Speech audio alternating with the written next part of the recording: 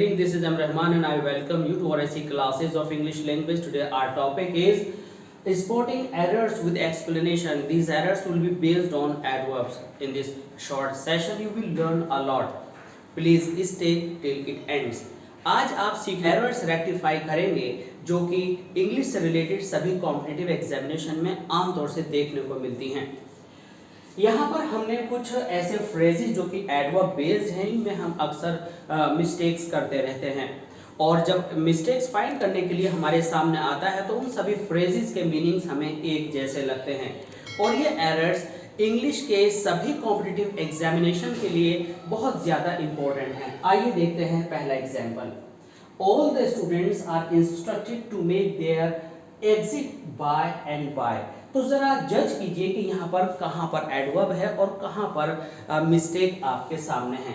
देखिए जो भी एडवर्ब होते हैं वो क्या होते हैं, एडवर्ब आपके होते हैं why, where, when and how के आंसर जो होते हैं वो आपके एडवर्ब्स होते हैं। तो वो हमें मिला यहाँ पर। तो यहाँ पर जो एरर होगी जरा गैस करें क्या एरर हो सकती है। यहाँ पर एरर होगी कि आपको बाय एंड बाय की जगह लिखना होगा वन बाय वन। अभी हम इन तीनों सेंटेंसेस की एरर फाइंड आउट करने के बाद आपको रीजन बताएंगे कि यहाँ पर वन बाय वन क्यों आया। आप बने रहें वीडियो के एंड तक। We all know that our country is progressing by and by. By and by को लेकर के हमें ऐसा लगता है कि धीरे धीरे करके हमारा कंट्री प्रोग्रेस कर रहा है। ये बात सही है, लेकिन यहाँ पर बाय एंड बाय का क्या क्या मीनिंग हो सकता है, ग्रेजुअली का क्या क्या मीनिंग हो सकता है, स्टेप बाय स्टेप का क्या मीनिंग हो सकता है, इनमें क्या डिफरेंस है, ये भी हम डिस्कस करने वाले हैं। तो तीनों सेंटेंसेस के अंदर आपको इसी से मिलते जुलते फ्रेजेस मिलेंगे। इनको क्लियर करने के बाद हम बताएंगे कि आखिर ऐसा कौन सा रीजन है कि यहाँ पर वन बाय वन यूज किया गया। We all know that our country is progressing by and by. हमारी कंट्री धीरे धीरे करके प्रोग्रेस कर रही है। तो आखिर अब यहाँ पर एरर क्या है, तो आप कहेंगे कि यहाँ पर एरर है सर बाय एंड बाय में। ओके, हमने मान लिया बाय एंड बाय में एरर है, तो क्या लिखने वाले हैं आप इसकी जगह। तो राइट आंसर जो है आपका होगा ग्रेजुअली। अब मन में एक क्वेश्चन आता है कि आखिर बाय एंड बाय और ग्रेजुअली में डिफरेंस क्या है। ये हम इस क्वेश्चन के बाद आपको क्लियर करेंगे। इसके बाद you will learn everything gradually. यहाँ पर जो आपकी एरर है यहाँ पर आप लिखेंगे बाय एंड बाय। तो अब हम सीखने वाले हैं कि बाय एंड बाय, ग्रेजुअली और वन बाय वन में आखिर क्या डिफरेंस है।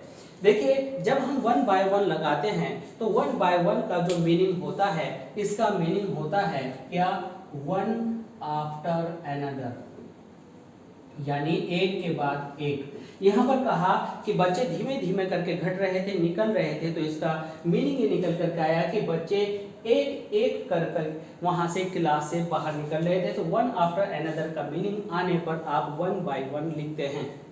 और यहाँ पर जो बाय एंड बाय आपका आया, we all know that our country is progressing by and by. जब भी कोई कंट्री प्रोग्रेस करता है तो पहले एक स्टेप पर जाता है, फिर दूसरे स्टेप पर जाता है। जब स्टेप बाय स्टेप आप कुछ प्रोग्रेस करते हैं तो वहां पर ग्रेजुअली आता है, यानी क्या करना है आपको, step by step. Step by step का मतलब होता है कि आपने पहले एक प्लेटफॉर्म क्रिएट कर लिया हो, प्रोग्रेस कर ली हो, जो विजिबल हो, जो कि समझा जा सकता हो। एक स्टेज पर आप आ गए हो, फिर आप दूसरी स्टेज पर जाते हैं, तो ये ग्रेजुअल राइज है, जैसे कि आप सीढ़ियों पर आगे चलते हैं। जबकि बाय एंड बाय के अंदर क्या होता है, ये समय साध्य होता है, टाइम ओरिएंटेड होता है। तो बाय एंड बाय और ग्रेजुअली में डिफरेंस होता है कि ग्रेजुअली में स्टेप बाय स्टेप आते हैं, जबकि बाय एंड बाय में प्रोग्रेस किसी भी लेवल पर क्लियर नहीं होती। जैसे कि सेंटेंस आपने देखा, you will learn everything gradually, तो ग्रेजुअली नहीं, by and by. It means इसमें टाइम लगेगा, तो धीमे धीमे करके आप सीखते जाते हैं। और अगर हम लर्निंग की बात करें, मान लीजिए कि हम किसी क्लास में हैं और हमें सिलेबस पूरा करना है, तो अगर हम चैप्टर वाइज बात कर रहे हैं तो हम ग्रेजुअली राइज कर रहे हैं, और किसी की बात को अगर हम समझ रहे हैं तो हम बाय एंड बाय समझते हैं, क्योंकि उसके अंदर स्टेजेस नहीं होती। तो बाय एंड बाय जो है टाइम लेता है, ये समय साध्य है। जैसे जैसे टाइम बीतता है तो इसको समझने के लिए आप लिखेंगे as the the time passes, जैसे जैसे समय बीतता है आप कुछ भी सीखते जाते हैं, तो वहां पर आप बाय एंड बाय का यूज करते हैं।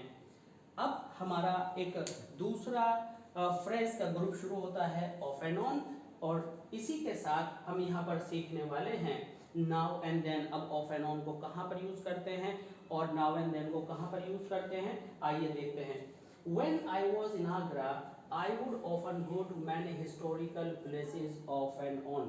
तो यहाँ पर आपको चूंकि एडवर्ब है तो ये आइडिया लग गया होगा कि कहाँ पर एरर हो सकती है, लेकिन एरर जिन सेंटेंसेस के अंदर दी जाती है उसके अंदर एक पॉइंट और दिया जाता है, नो एरर।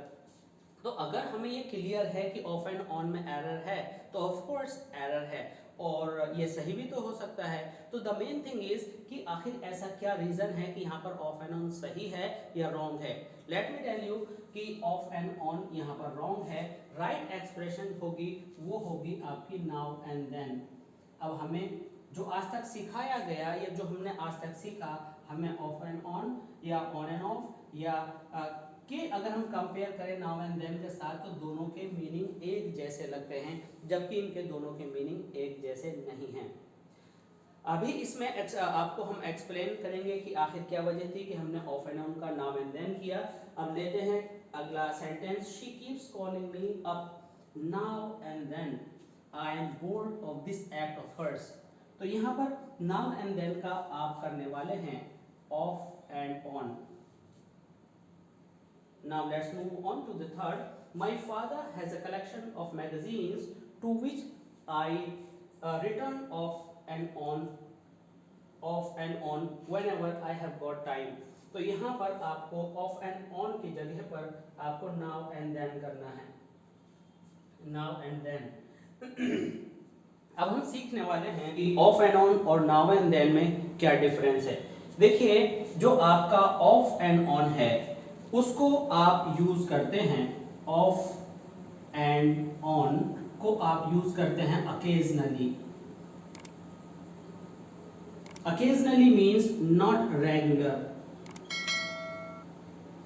अब अकेजनली तो यहां पर हम देखेंगे कि वह मुझे फोन करती रहती है। अकेजनली मीन्स जैसे जैसे उसको जरूरत होती है, उसको रिक्वायरमेंट होती है और मैं उसके इस तरह के एक्ट से बोर हो गया हूं, तो यहाँ पर हम अकेजन की वजह से क्या करेंगे, ऑफ एंड ऑन यूज करेंगे। अब हम यहाँ पर देखेंगे कि जो नाउ एंड देन है इसका मीनिंग आखिर होता क्या है। तो हम आपको बता दें कि नाउ एंड देन का मीनिंग होता है समटाइम्स, जैसे कि मान लीजिए कभी कभी। तो यहाँ रेगुलर और इरेगुलर होने से कोई मतलब नहीं होता, समटाइम्स अक्सर कभी कभी। तो पहले एग्जांपल देखते हैं और इन ऑफ एंड ऑन और समटाइम्स के मीनिंग नाउ एंड देन को यहाँ पर अप्लाई करके देखेंगे, कंपेयर करेंगे। When I was in Agra I would often go to many historical places. तो यानी समटाइम्स कभी कभी मैं चला जाया करता था, ना कि अकेजनली। तो यहाँ पर हम और नाउ एंड देन का यूज करेंगे। और शी कीप्स कॉलिंग मी, यानी जैसे ही उसको जरूरत पड़ती थी मेरी और वैसे ही वो कॉल करती थी, तो ये हुआ किसी पर्टिकुलर ओकेजन के लिए ऑफ एंड ऑन। इसके बाद आप देखेंगे कि my father has a collection of magazines. मेरे फादर का जो कलेक्शन था मैगजीन्स का, अक्सर मेरा रुझान उस तरफ चला जाता था। तो यहाँ पर अकेजनली नहीं, बस जब भी समय खाली हुआ, जब भी रुझान चला गया, तो समटाइम्स के सेंस में आपने यहाँ पर नाउ एंड देन का यूज करना है। आई होप कि ये फ्रेजेस आपको बहुत अच्छे से समझ में आए होंगे। इस तरह के फ्रेजेस के और दूसरे फ्रेजेस के डिफरेंसेस जानने के लिए बने रहिए हमारे साथ इन शॉर्ट सेशंस में। और जो जो आपकी प्रॉब्लम्स हैं और इस तरह के इडियम्स एंड फ्रेजेस हैं या एडवर्बियल फ्रेजेस हैं, उनमें कहाँ दिक्कत है आप कमेंट सेक्शन में लिख सकते हैं। अगर आपने अभी तक हमारे चैनल को सब्सक्राइब नहीं किया है तो प्लीज़ सब्सक्राइब जरूर कर लें और बेल आइकन को हिट जरूर करें। तो बने रहिए और ऐसी क्लासेस के साथ। लाइक कीजिए, शेयर कीजिए, कमेंट कीजिए। Thanks for being with us, thanks a lot.